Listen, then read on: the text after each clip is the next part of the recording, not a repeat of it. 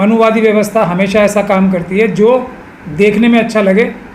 जहर कड़वी गोली जो होती है ना अंदर जहर की, उस पर एक ऐसी मीठी चाशनी लगा के पेश करने की कोशिश करती है जो अगर सभी लोग नहीं तो कुछ लोग तो कम से कम धोखा खाई जाएं और आपस में समाज में लड़ाई हो जाए। आरक्षण को बुनियादी तौर पे समझने की आवश्यकता है कि बाबा साहब डॉक्टर भीमराव अंबेडकर ने ये अफर्मेटिव एक्शन लाया किस लिए था। जब तक हम ये नहीं समझेंगे, जब तक हम लोग सुपरफिशियल लड़ाइयों में फंसे रहेंगे। इस बात को मैं बहुत दिन पहले से कह रहा था, लेकिन कि ये जजमेंट किसी दिन भी आ सकती है। लोगों ने मेरी बात पे ध्यान नहीं दिया, अब वो जजमेंट आ गई। इससे मेरी बात पे अगर कोई भी यकीन करता है तो मैं ये बात लिख के देने को तैयार हूँ।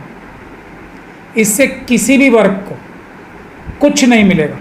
ये बात, ये जजमेंट तय करेगी कि जो शेड्यूल कास्ट कम्युनिटी के लोग हैं। और हाँ, मज़ेदार बात यह है कि ये सिर्फ शेड्यूल कास्ट कम्युनिटी के बारे में केस था और इसमें शेड्यूल ट्राइब कम्युनिटी को भी ज़बरदस्ती शामिल कर लिया गया, बहुत ही इंटरेस्टिंगली। और फिर भी हम इस जजमेंट को परवर्स, देश को तोड़ने वाली, समाज को तोड़ने वाली, संविधान के खिलाफ ना कहें, ऐसा हो नहीं सकता। तो एक तो बात ये है। तो ये जजमेंट क्या कहती है कि ये जजमेंट देखने में ये कहती है कि जिसकी जितनी संख्या बारी उतनी उसकी हिस्सेदारी। हम लोग भी इस बात को कहते हैं कि हमें जो हमारे समाज में अलग अलग हिस्से हैं उनको उनकी भागीदारी मिलनी चाहिए, हमें इसका अरेंजमेंट इंटरनल करना चाहिए।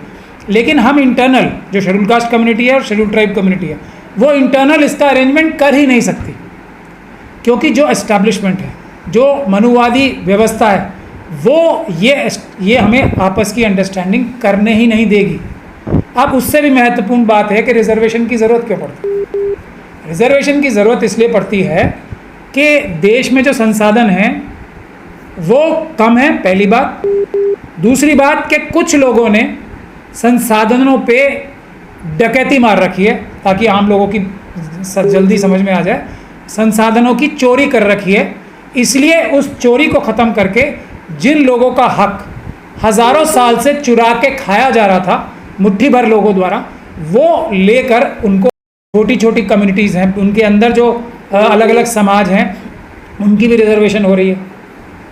चलिए कर दीजिए। अब रिजर्वेशन किस लिए होती है कि जो लोग अधिकार प्राप्त नहीं हैं, जो लोग वंचित हैं, शोषित हैं, उनको उनका अधिकार मिले। रिजर्वेशन का कॉन्सेप्ट यही था ना। तो क्या देश की आज़ादी के बाद से आज तक कितने साल हो गए रिजर्वेशन को शुरू हुए?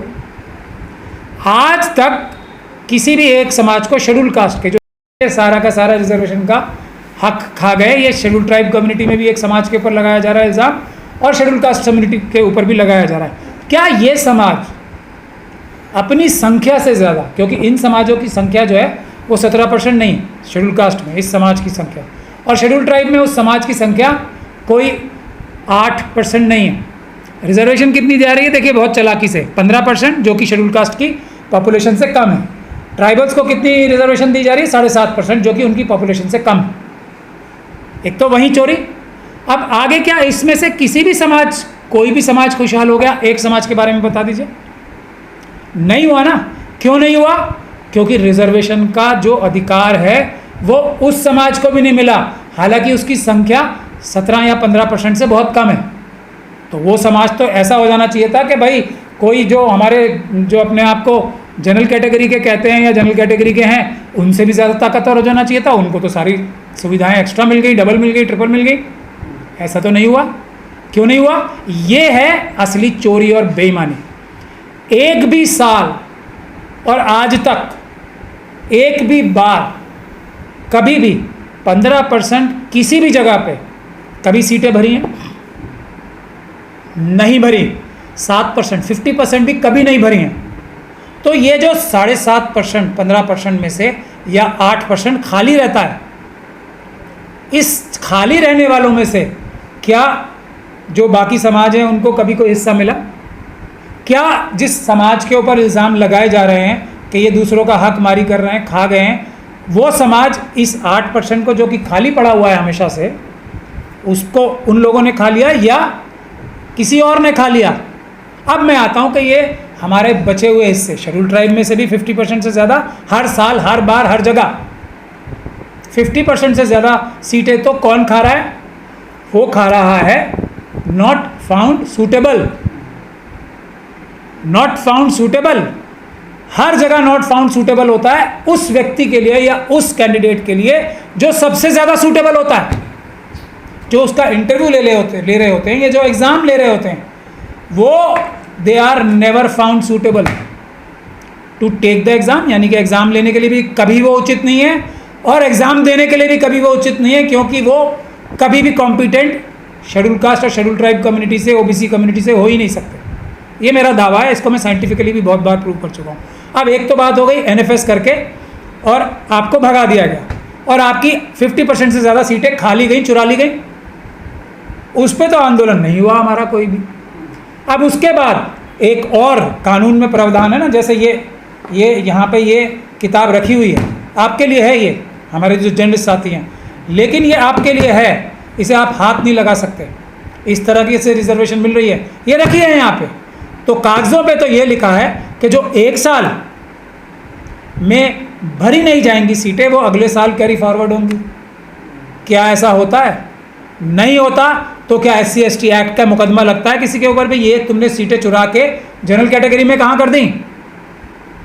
अब कानून के तरीके से और संविधान के तरीके से और जो एडमिनिस्ट्रेटिव तरीका है उसके हिसाब से तो ये सारा बैकलॉग, दूसरी बड़ी जो चोरी पकड़ने की जो हमारे पास जरिया है वो क्या है? बैकलॉग। ये आज जितना हमारा बैकलॉग है ना, ये आज़ादी के बाद से जितना भी है बैकलॉग जो है वो ही जारी कर दें, बैकलॉग अपॉइंट कर दें बगैर किसी भी। आज अगर हम लोग सब आंदोलन करके ये करा लें कि जितना बैकलॉग है पहले वो भरा जाएगा सबसे पहले, उसके बाद किसी भी जनरल कैटेगरी वाले को एक भी नौकरी दी जाएगी, तो मैं ये समझता हूँ कि हमारे समाज के, शेड्यूल कास्ट समाज के हर एक परिवार के पास एक नौकरी होगी, पढ़ाई में अधिकार होगा हर एक परिवार के पास, हर एक परिवार के पास, 3 बार रिपीट कर रहा हूँ मैं।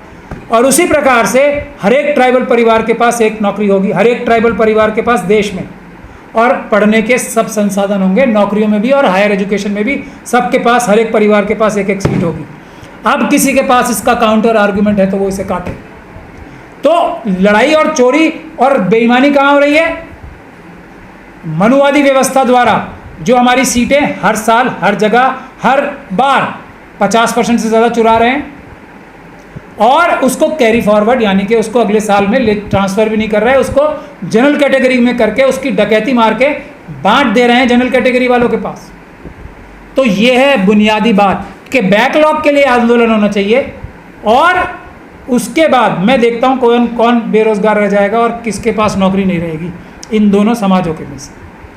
पर इस पे तो कोई आंदोलन नहीं होगा। हाँ, ये जो सब कैटेगराइजेशन होगी, अब क्या होगी? ये एक किताब की जगह छोटी छोटी 3 किताबें यहाँ पे आ गई टेबल पे, ठीक है। अब इसमें जो रोस्टर सिस्टम है, रोस्टर सिस्टम के बारे में मुझे बताने की आवश्यकता नहीं है। अब रोस्टर सिस्टम में जो ऐसी नौकरियां होती हैं जो इतनी कम होती हैं कि वो एक नौकरी भी एक बार नहीं निकलेगी, एक बार में एक नौकरी भी नहीं निकलेगी, या कम नौकरियां निकलेंगी, परसेंटेज से भी कम नौकरियां निकलेंगी। तो रोस्टर सिस्टम के हिसाब से अब जब ये 3 जगह हिस्से बढ़ गए तो रोस्टर सिस्टम में तो एक भी नौकरी नहीं आएगी और किसी के पास भी नहीं आएगी, क्योंकि अब तो हम और भी छोटे छोटे टुकड़ों में विभाजित हो गए। जब 15% के हाथ एक नहीं आ रही थी रोस्टर सिस्टम में, तो अब ये 15 घट के चोरी छोटे छोटे होके 5-5 हो गए या उससे भी कम हो गए। तो अब तो सवाल ही पैदा नहीं होता ना आने का।